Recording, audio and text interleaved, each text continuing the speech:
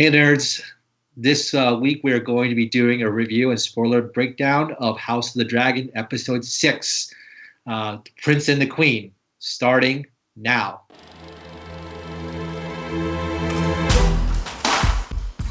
Welcome to the Nerd Social. I am Colin. And I'm Paula. So, as I mentioned, we are going to do a breakdown and discussion of House of the Dragon Episode 6, The Princess and the Queen. It is written by Sara Hess and directed by Miguel Sapochnik. All right, and the spoiler-free summary logline is that 10 years later, Rhaenyra navigates Alicent's revelation about her children, while Daemon and Laena weigh an offer in Pentos. So, Paula, what do you think about Episode 6, The Princess and the Queen? Well, for me so far, it's my least favorite episode just because I feel like a new show in a sense because we have new actors and there's a huge time jump as well. So I feel like I have to, get used to everything again. And then there are a few things that happen that I wasn't necessarily happy with. So overall, well, it's good. Okay. Yeah, so for me, I think that I really actually liked the fact that we had a time jump. I think that it's very interesting that you mentioned that, Paula, is that there is definitely almost like a new show that happens. Like we so used to having the first 5 episodes with a different set of actors, and now with this time jump, we have another set of actors that we have to get used to, and we have to start having an attachment to, if they do a good job and stuff. But it also speaks to, I think, that a lot of the characters, the actresses that played the characters, specifically Rhaenyra and Alicent, they did a very good job, and so we're really like attached to those characters. Mhm. And I think that, and then now it's like, as you know, they said in the inside the episode, they said that this is almost like a new pilot that they're going through, and it's like, but it's really interesting. It's like halfway through the season that they're doing this time jump, and yeah, and there's a lot of twists and turns, just like any Game of Thrones thing happening. But you almost saw as though there was some finality of from episode 5. We saw what happened in episode 5, so now we're going to episode 6, like kind of like, oh, a brand new world in some ways. Is almost like you said, a brand new story. So I kind of liked it because of that.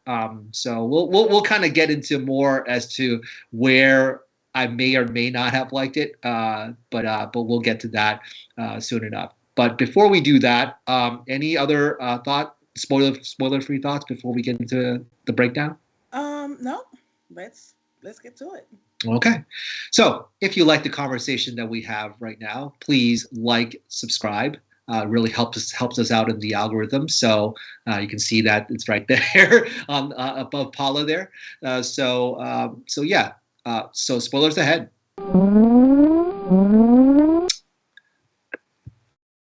All right. So as we have talked about, there is a time jump that happens in the spoiler-free tagline, and we find, that it's a 10-year time jump, and we find that Rhaenyra is starting to give birth today. I mean, we don't have any screenshots today, but we're just doing a breakdown. Paula, what do you think of the fact that we see Rhaenyra giving birth, and that's kind of like the scene that they started off with in episode 6. What do you make of that? I thought I don't know. I thought it was kind of like too harsh or um too harsh to kind of like start with, but at the Hmm. same time I understand. I think what they're trying to do is really show show us that Rhaenyra is now a woman. Like Hmm. like let us see her like softer woman side because up until now we've kind of seen the um rebel Hmm. this in a sense. So it definitely did something to me, seeing her in that state. Mm-hmm. And we also know that Rhaenyra, from the last episode, was to be wed to Sir Laenor Valerian. That was the wedding that ended episode 5 with Sir Laenor in a very sad face after his lover got murdered by Criston Cole. So so like it seems as though that Sir Laenor is kind of playing his role. He's definitely having his own fun, as Rhaenyra kindly puts it. That she prefers a different type of meat that he does. So they're definitely married, but they all kind of like the castle knows. I mean, not, but Alicent and Viserys kind of knows that the kids that Rhaenyra has bore are not really their kids. I think, and so it's kind of strongly hinted there. Yeah, I think everyone knows, but no one dares to actually let those words come out of their mouth. Right. But right. I do, in a weird way, I do like the relationship that they have and the respect that they have for one another. I mean, you can tell that they definitely respect each other and that they are friends. Yeah, which is kind of rare to see in marriage with this type of arrangement. That is true. That is very true. I think that they really, I think part of it was that they were very honest with each other in the last episode. As teenagers, they really made a very mature decision, even though it was kind of like a little weird in some ways. It's kind of like not a traditional marriage. It's kind of like we talked about, we talked about last week. It was an open relationship, and they were very agreeable to that. And so, but we kind of quickly find out that her sons are not really belong to Laenor and belong to another gentleman, Sir Harwin Strong, who is the son of the current Hand of the King, Lord Lyonel Strong. So, there were a lot of dropping of the hints that's, by the way that he held the baby and like how he interact with her sons, that you kind of saw that it, and the hair, Nathan did mention about this last week, that the hair is definitely not genetically related to Sir Laenor. And I think the funniest part was when Alicent kind of held the kid and then she's like, "Oh, do better next time, Laenor." And I was like, right, maybe the next one will look like you. Yeah, I'm like, wow, that is such a diss. I'm like, wow, that I mean, you're a queen, but come on, that's just kind of beneath you a little bit. But anyways, kind of slight dig at the whole message that Rhaenyra and Laenor was sending out, and but also she was in a lot of pain too. She was like walking up the stairs and trying to like show this kind of like you said, rebellious, defiant streak in her that still was very alive when she was teenager. But yes, she's definitely a little bit more mature now, but you can still see that type of streak that she has, as she walked up the stairs with the blood, and basically like Laenor was like, let's go back. And he's like, no. I'm definitely kind of moving there and letting the queen know that I'm still here. So yeah. So I really give props to that type of thing. So what happened after that was that we kind of see that there's this unspoken word, and then this type of transgression, as one of them called it, one of the characters called it, it kind of clouds over the entire episode. And so even with the kids, and we'll talk about that later on. But we then see Sir Criston Cole. Last time we saw him, he was about to commit suicide, and Alicent pretty much stopped him from doing that. And basically, they're now in a sort of a alliance with each other and an understanding because of what Rhaenyra did to him. Kind of dishonored him in the last couple of episodes. So he's kind of like becoming more of a grayish character. We kind of felt sorry for him, and we kind of felt like though he was very heroic. He kind of to borrow a wrestling term, he turned heel very quickly in this in this episode. So what do you think of Sir Criston Cole turned to a villain here? Not good. It's disappointing. Disappointing, petty, almost like a man child. Okay, not want to run away with you, and she really can't. She is an heir. She's gonna have a kingdom to run. Like, come on, dude. It's really not that serious. So, but then, what he did during training, that was just, I just felt like that was another level of like low for him. And actually, even before that, when he referred to Rhaenyra by the C word, oh yes, in front of the queen, who was also kind of like taken back by his, the word. So he's really hurt, bitter, and just really out for vengeance. Yeah, for scorned boyfriend. Yeah, like for something, may I say that it's the whole Game of Thrones world where so much worse happened, where people seek vengeance for like good reasons, right? Like for death or whatever it is. Yeah, really wants to see her destroyed. Yeah. I just feel as though part of me kind of feels sorry for him because I'm like, well, Rhaenyra did take advantage of him. There's no doubt about it. And then he's just kind of like you said, Paula, he's just taking it to another level. He should have just been like, you know what, I'm just going to let it go, move on with my life and just move on. But she didn't do that. He just kind of like just let it sit there because he felt so dishonored. And then because of that, he just became so villainous and just like tries to be a thorn in Rhaenyra's side all throughout the episode.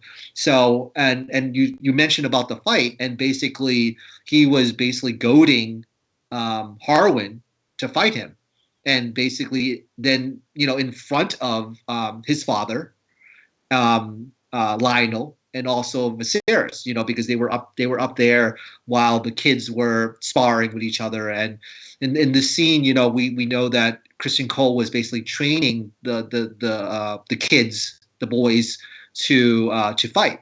And Harwin was kind of taken aback because he was trying to protect his children from harm, because Alicent and Viserys' kids, Aegon and Aemond, are a lot older, and we can definitely see that they are Targaryens because they have the long white hair, whereas Jace and Luke, they're much younger. They have the nice brown locks that their father has. So you can definitely see that. You can definitely see that very clearly. Parents have white hair. Yeah, those hair genes are very strong with the men, I guess.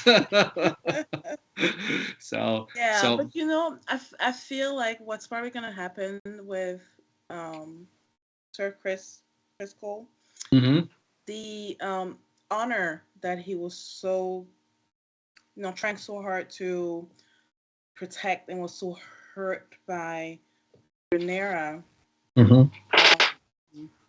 kind of like tarnishing it. I feel like he's going to end up not having any honor. Yeah, but I kind of figured that he was too good to be true anyway, because they kind of played him up to be like this knight in shining armor and like protecting Rhaenyra and things like that. But yeah, I just knew that was too good to be true, because this is Game of Thrones. To be honest with you, they're all bad characters anyway. So you kind of, even the good characters are kind of like, they make questionable judgment calls and stuff like that. Even Viserys, who, he's kind of a very pathetic figure, but at the same time, you can understand what he does. He's still like, oh, come on, you can't stand the guy either, because of how he is, how he maneuvers and schemes as well. So we'll get to the scheming part later on. So there is also another scene that was very interesting where we actually see the dragons again. In the dragon lair, and the dragon trainers were going out with the kids, and so we saw that Jace was basically learning how to train one of the dragons, and basically command the dragon to spit the fire out and stuff like that. So it was very interesting to kind of seeing that kid dynamic and how they interact, because it seems as though they're all fairly good friends, with the exception of Aemon, because he's kind of like the loner there without the dragon. Dark too. Huh? Like, he also kind of looks dark. Yeah, he is. But he looks like he's up to something, or yeah. Can you blame him though? Because he's get outcasted by the other three. It's like, can you blame him? Seriously? But boys. They're boys, they tease each other. It's like typical boy behavior, unfortunately, Yeah. bullying and stuff like that, with the cousins. Yeah, I was surprised to see that his brother was not really protecting him. No, his brother was basically like aligning with Jason Luke. Yeah, that took me by surprise. Yeah, I mean, also because he also mentioned that he's a weakling and things like that. And he's also a big DB as well. I mean, he was pleasuring himself in front of the and didn't even bat an eye. His mom came in and was like, "What the hell?" It's like he didn't bat an eye. He's like, "Just put your clothes on." I'm like, what? It's like he's had no shame. So it's like he's kind of and he has this like royal air, and his name is very powerful, and he's just like pleasuring himself. So it's like, come on now, you're better than that. Yeah, and also he doesn't really. It's just based on the conversation that he had with his mom. He does not expect to take the throne, and he doesn't seems to want to rule for now. Right. Who knows what's going to happen, in a few years. Yeah, he's kind of like lonely teenager, antsy teenager. We all go through that, but maybe he'll grow out of it. Maybe he won't. You never know with people. Sometimes with teenagers. Maybe he would, but it's very interesting because like you see also the progression of Alicent. Like we kind of saw that toward the end of episode 5, where she wore the green. And like it was a sign of war, and even throughout this whole episode, she was wearing green. So she's at war with Rhaenyra and stuff. And I think that also, it's her father really kind of impacted her when he left her alone all by herself, and she still feels very lonely. Like there's no allies. Like even her husband, she doesn't even seem as though like her husband's like really on the same page with her. So it's kind of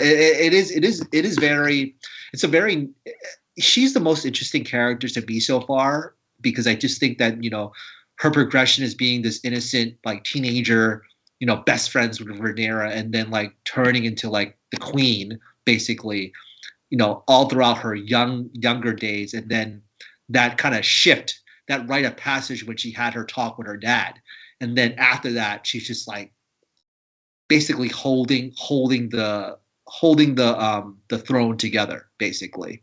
Yeah. And just maintaining that for her kids. Yeah, I do wonder if and when she's gonna turn into Cersei, right? Right now she's kind of she's still innocent, but she understands that she has to play the Game of Thrones, right? Right. She has to move pieces there and there, but she doesn't quite grasp what it really takes to be part of the Game of Thrones. And when she was talking to that guy, I forget his name. Is it Larys? Larys, yes. We'll get to Larys Okay. later on. All right. So I'll pause on that. No. We'll get to him. No. But yeah, Larys is yeah. We saw some of the seeds that was planted about Larys. Yeah, he's just Yeah. ultimate So villain. I'll finish my thought then. Yeah, finish your thought, please. But yeah, we'll get to his story later on. As Yeah. toward the end of the episode. Yeah. So I just wanted to say that just based on that scene, what I got from that is that she she's not ready to play the true Game of Thrones, Hmm. the cutthroat game. Right. Right. Yeah, and will she ever be? Yeah, that's a very good question. I don't know. I don't know whether or not she can, but I think right now she just I think that most probably when push comes to shove, she's going to, because she's very protective of her husband, and also because her father. I mean, there's rumors that her father will come back as the Hand, and that's what she kind of really wants to. Like, she wants someone there to kind of like push her to be the queen that she is, and also to let them know that Aegon should be the heir, not Rhaenyra. So I think that she always needed that push in order to kind of do what's necessary. And she does not seem as though she can do it by herself, although she is making strides, with the green dress and with the way she comports herself. But at the same time, she needs another level, and she doesn't have that yet, unfortunately. Yeah. Yeah. So even with all that machinations happening, Rhaenyra kind of sees that there's things that are going on, that are not that. Also, we also see that Lyonel Strong, the Hand, he finds out, because of the fight that his son Harwin had with Christian Cole. He's suspicious. Then he's like, okay, this is not good. Then he went to the king to ask for his to ask to resign. However, because he wasn't able to reveal the truth to the king refused.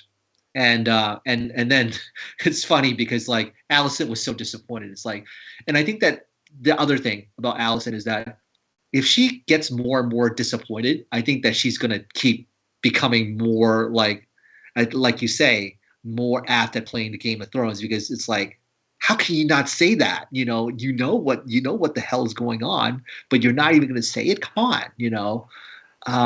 So it's very interesting to kind of see that scene, the dynamics between Viserys and Alicent, and we see a little bit of the bear strife between them too, because I think that Viserys is still very highly protective of Rhaenyra, whereas Alicent's like, I'm more protective of my son because I think he's going to be heir instead. So it's interesting. It's a whole interesting dynamic, and behind all of it is Otto Hightower, who basically started all this way back when. So yeah, it's all very interesting stuff.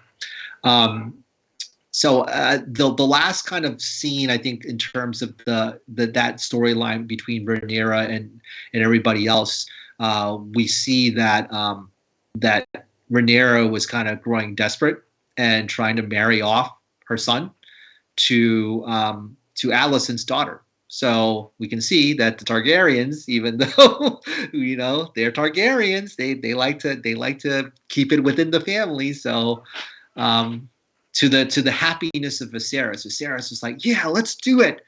And Alicent, no, I don't think so. I don't think that that's going to be a good idea. And so, what do you make of that proposal that Rhaenyra had? I think that was a smart one, but Allison was right by saying that Rhaenyra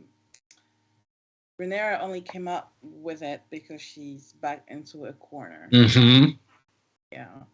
And because Allison can tell that, she's not gonna say yes, because that means that she has the upper hand. But Mm-hmm. I really thought that was a reasonable proposal. It just should have happened maybe a few years ago. You know? Yeah, I think so. But they were still kids. I mean, they're still like little ones. I mean, right now I don't know Jace. Jace is probably like 8 or 9 years old, They probably. can still do it.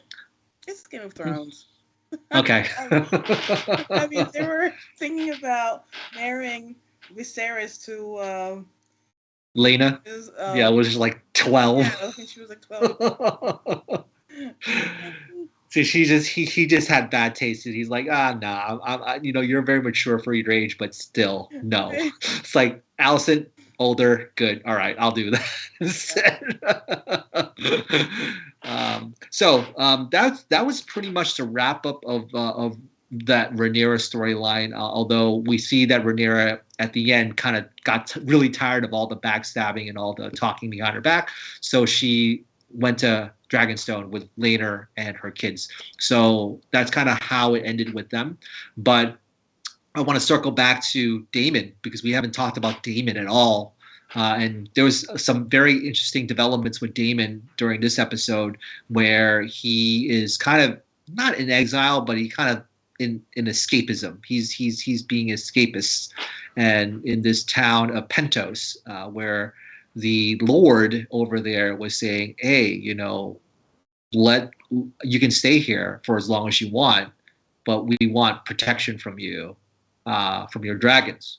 So, so then Laena, who is now his wife, after that kind of brief, kind of like stare in the eyes in episode 5, they become enchanted with each other, and then so they got end up married, and they have I think 2 kids or 3 kids. I don't remember how many kids. It was like two kids, Two. 2 kids together. So and she's pregnant with the third one. Yeah, yeah, and we'll get to that as well.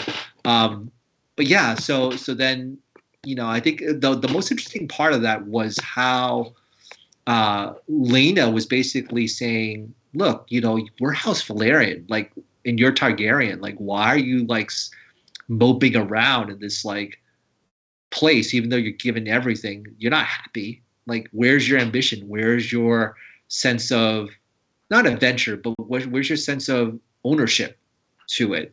So I think Lena is a very interesting character because you can definitely see that she has a lot of maturity.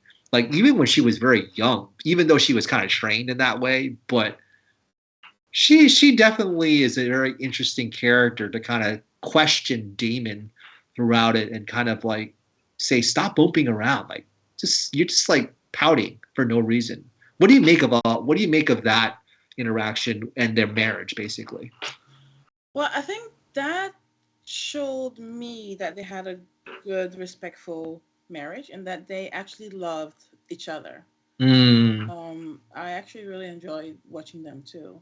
mm, Damon was respectful to her, and we've seen him with his first wife and how he would talk about his first wife. So yeah. this is really the first time where we see him um, just having good, positive feelings for another woman other than Rhaenyra, and that really doesn't really count because that was his, that's his like niece, and she was younger, and Yeah. yeah, so it was good to see him in this.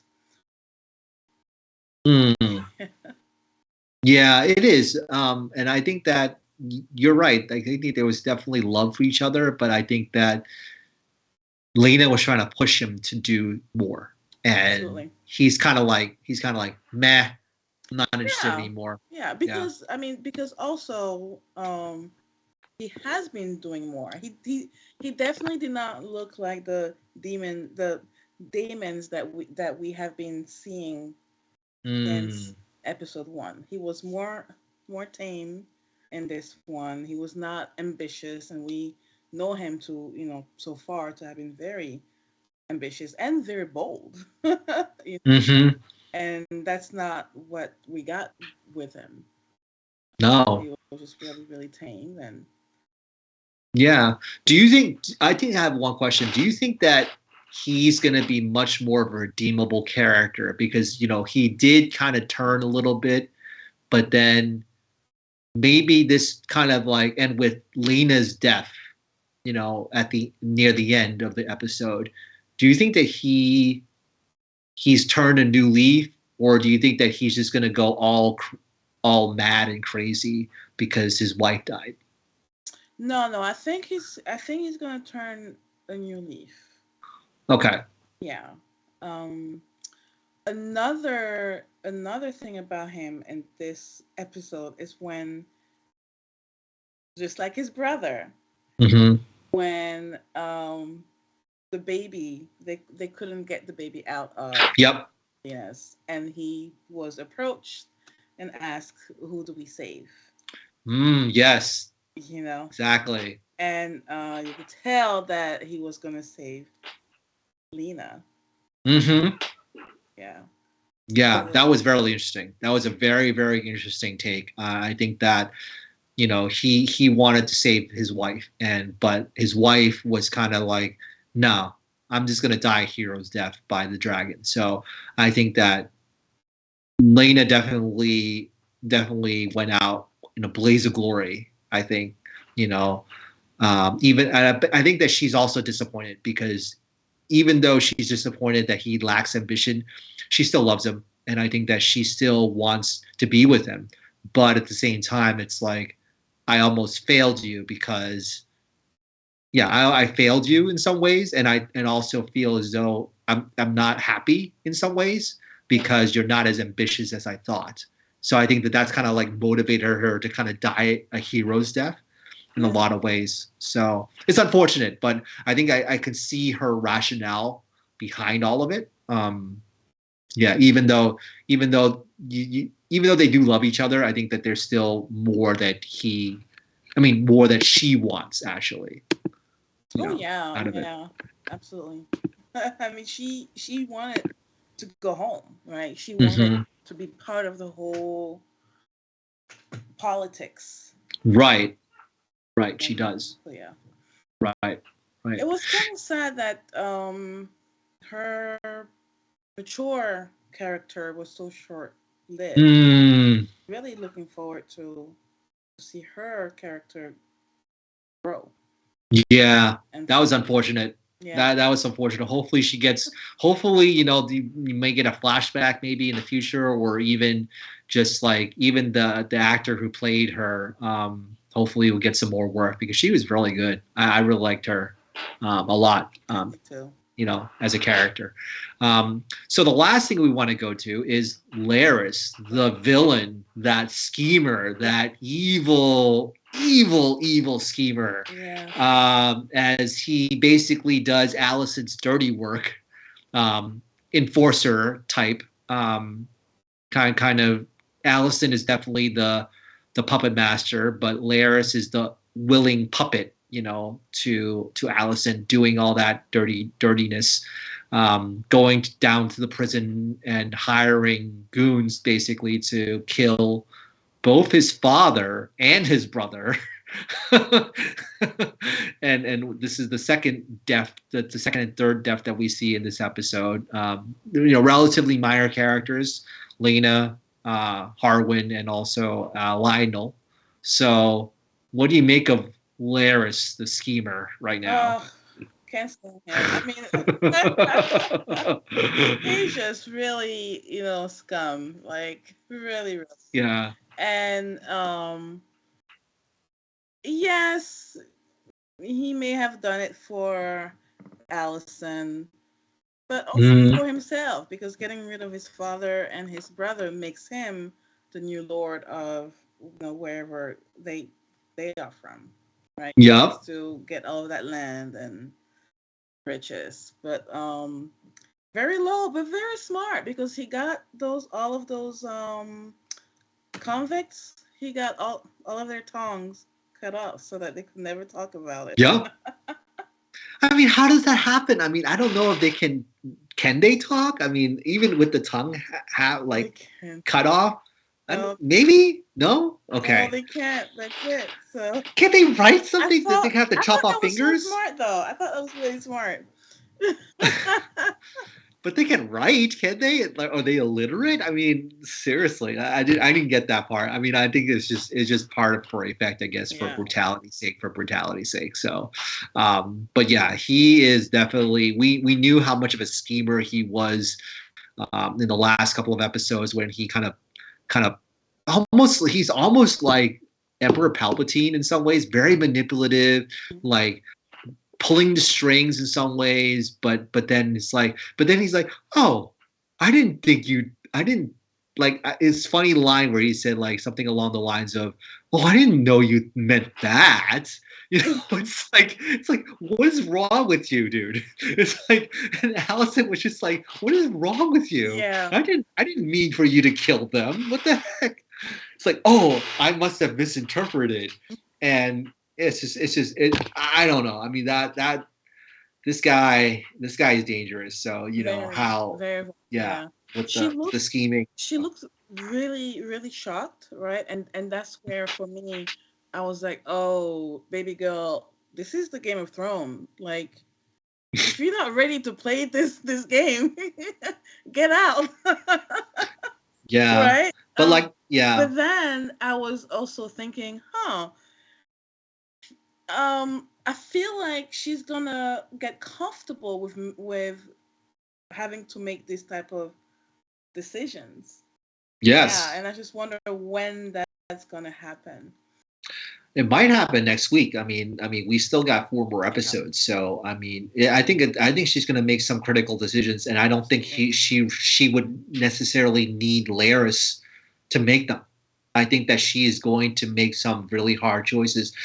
Whether or not it has to do with Aegon. I think I'm speculating it might have to do with Aegon and to protecting her sons in order to rule. But at the same time, I think that Larys now holds kind of like a card. Absolutely. Because he did this dirty work for her. He's kind of like holding some cards, and then he's going to probably use it to kind of coerce her into doing some other evil things or sinister things that will benefit him.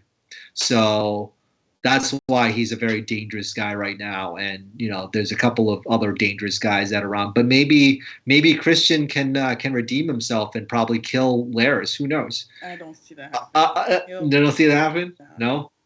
Okay. I feel like Criston is a lost cause. You think he's the lost cause? There's always redemption arcs here in Game of Thrones. So I don't know. We'll see. We'll see about that. I don't know. Yeah. And at the same time, also we see that Viserys is kind of like a background character, even though he is king. He's kind of like the background. I mean, he seemed as though he was going to be sick, but he doesn't die. So I know. I'm like waiting for him to die, and he's not dying. I think he's going to die at the end. He's going to die at the end of season 1, probably. Right. Yeah. And that's when Alicent is really going to make some power move. Right. Exactly. So, anything else that we missed or we didn't get to during episode 6 here? Because a lot of things happened during this episode. Time jumps being the biggest thing, but anything else? Did you know that? Remember in the last episode when Rhaenyra was carried away out of her wedding? Yeah. Yes. Do you know who was carrying her? That was Harwin. Yeah, it was. Okay. Because that was Harwin. I found out afterward. Mm-hmm. Yeah. That was Harwin because Criston Cole was beating Laenor's lover up at that time. So it wasn't Criston. So it was it was Harwin. So it was Harwin that was rescuing her. So in that 10-year time gap, they seem to have some relationship because of that rescue that he had. No. Yeah. But see, that's also another character that I was sad to see die, because he really seemed like was a lovable character. He was a good guy, and I was really hoping to kind of see his character grow and see his relationship with Rhaenyra as well. So when he died, I swear to God, I was like, no way, he's not dead. He's probably gonna go hide somewhere, and they're gonna bring him back in a few seasons.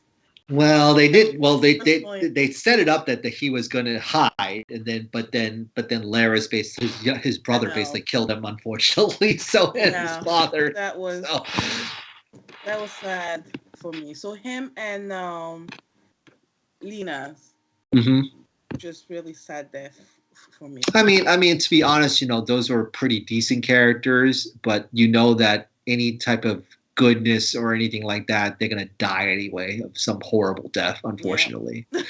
And and then the people that are the scum are always the ones to survive, and Right. All the way and to the the scum and the end. scummy people will definitely die later on. I mean, that's how it works, I guess. Yep. Yeah. So that is actually what we think about episode 6, The Princess and the Queen. So we would like to hear from you. Please comment down below, like and subscribe if you like more of this content, and we will see you next time.